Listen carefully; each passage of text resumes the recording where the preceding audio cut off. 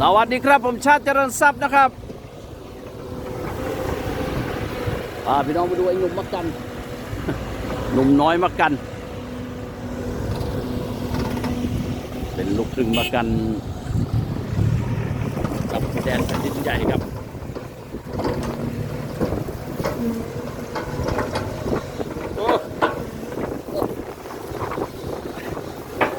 น้องคุณ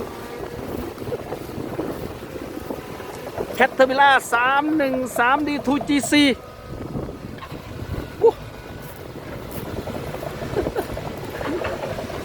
พายุลมมันแรงพี่น้องอาจจะไปตั้งลำใหม่ได้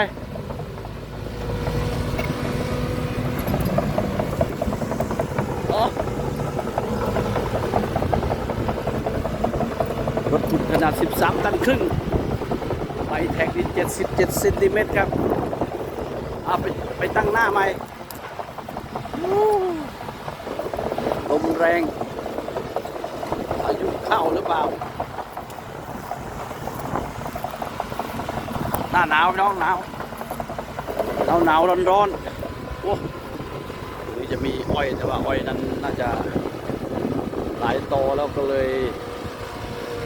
ไม่ค่อยได้ครับนะก็เลยลอกออกเลยปรับที่ใหม่ปุ๊บโอ้มาดูอีกมุมหนึ่งครับปัญหาคือฝุ่นมีต้นอ้อยยืนอยู่ด้วย313 D2GC กระบอกดำ Made in China นะครับไปถ่ายข้างหน้าไม่ได้ฝุ่นมันตีเข้าจมูกเต็มเลยพี่น้องก็เลยต้องเอามุมนี้ก็ยังเห็นอยู่ครับยังเห็นอยู่นี่ครับโอ้ต้นไม้ฮึบ13 ตันครึ่ง 0.65 ลูกบาศก์เมตรสำหรับผู้ขี่ค่าตัวนี่ปัจจุบันไม่แน่ใจนะน่าจะคอนเซ็ปต์น่าจะ3 ล้านนิดๆนะครับสำหรับรุ่นนี้ก็ถือว่าตัวท็อปนะครับแต่ก็ได้ข่าวว่าออกมาใหม่อยู่ครับนะได้ข่าวว่าจะออกมารุ่นใหม่แล้วก็ตามดูครับตามดูซีรีส์500 JO 7C โอ้ถือว่าเป็นสีใหญ่ครับเครื่องยนต์ก็แคทครับ 4.4 สูงของมันเร็วเลยนะครับ100 พลังม้าประหยัดเชื้อเพลิงเหมือนกันแล้วก็มีความเร็วสูงครับ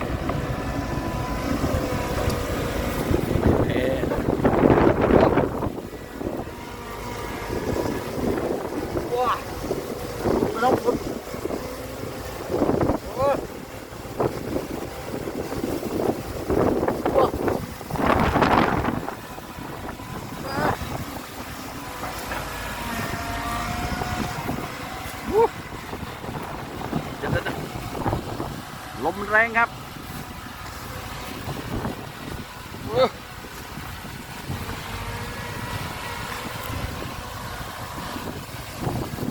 ดูแต่ต้นอ้อยน้องแรงมากครับ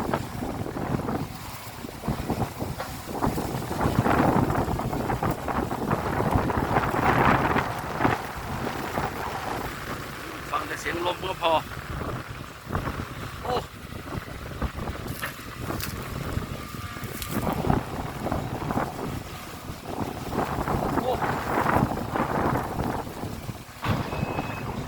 ตักใส่10 ล้อครับ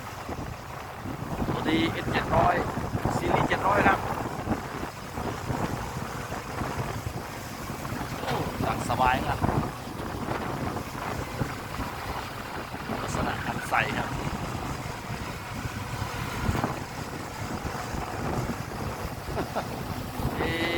ติดวิ่งอ้อยนะเนี่ยปีนี้ไม่เห็นวิ่งครับ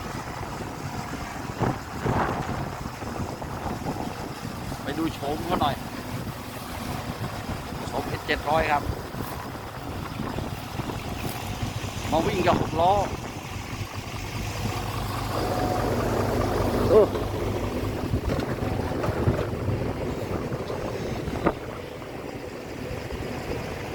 ลมแรงมาก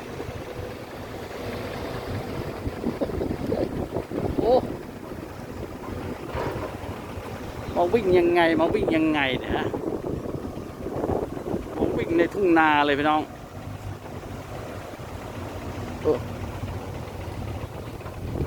ลบฝุ่นนะครับดูอีกมุมนี้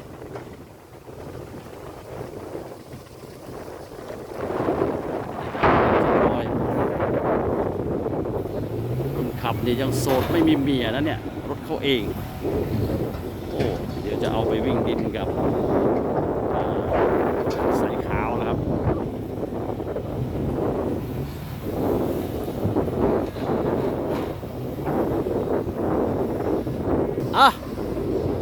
โอ้เดี๋ยวว่าเขาดูฝุ่นนะครับ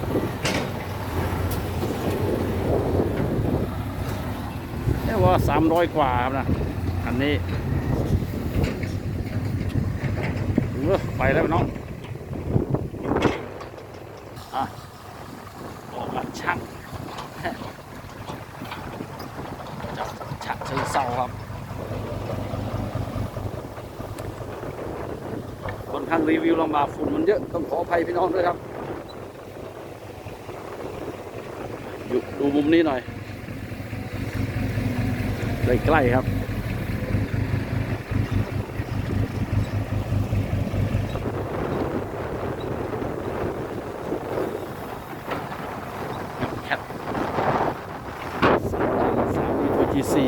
ลมแรงแน่นอนพี่น้อง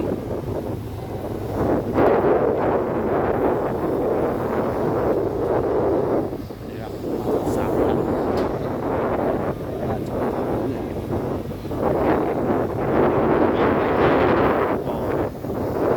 ทัน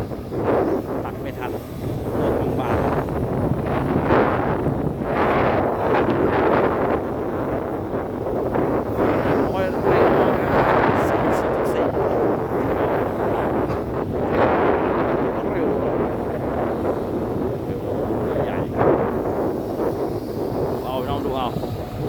การทำธุรกิจดินก็นี่ครับลงทุนกันเยอะ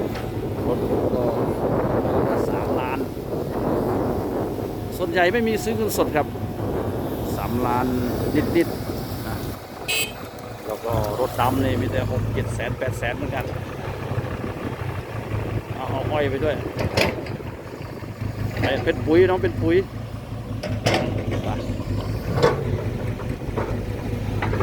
ปุ๋ยยังเปรี้ยอยู่นะ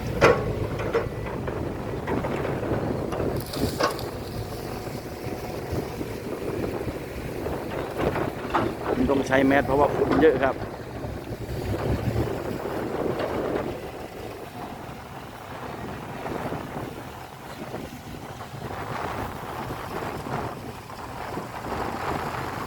ไปมา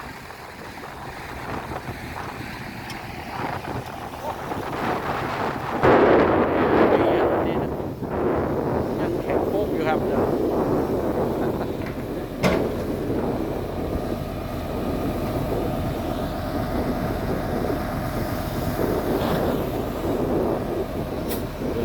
สูตร175ก็วิ่งได้ครับอย่าง 8.25 R16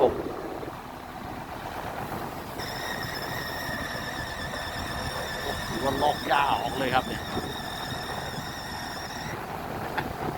ใส่พาร์ท A หรือเปล่าครับดูความเร็วของเขาเจอหน้าดินอย่างนี้ก็อร่อยนะครับ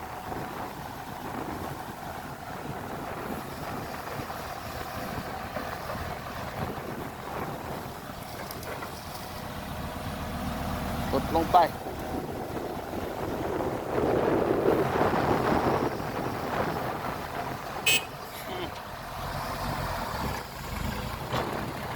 หมดตัวครับจัดเต็มมงคลฟาร์มจัดให้ครับ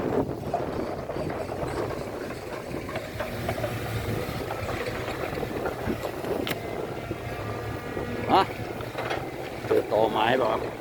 แต่ว่าพูดแล้ว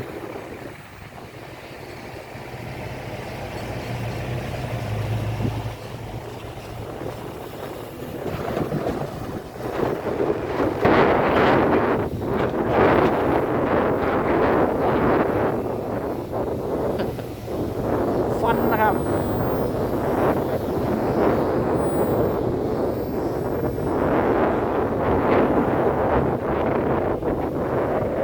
จัดเต็มปุ่มนะครับกระดาษหล่อบางๆครับ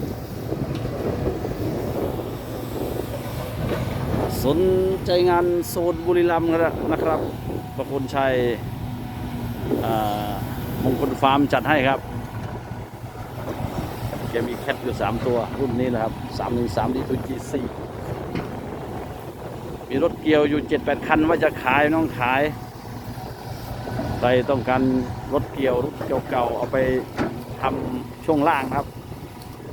ทำรถอัดฟางรถตีดินก็สอบถามได้ครับมี 7-8 คัน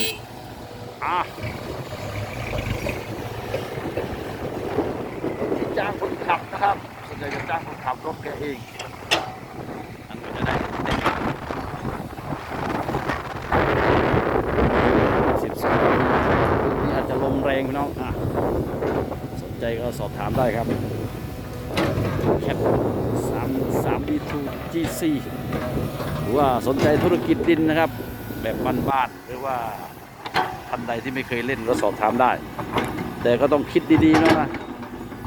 มันมีอาชีพให้ทำเยอะแยะก็ถ้าท่านก็จัดไปศึกษาดูดีๆครับว่าใช่ไหมมันใช่กับเราไหมฝากกดติดตามด้วยครับสวัสดีครับ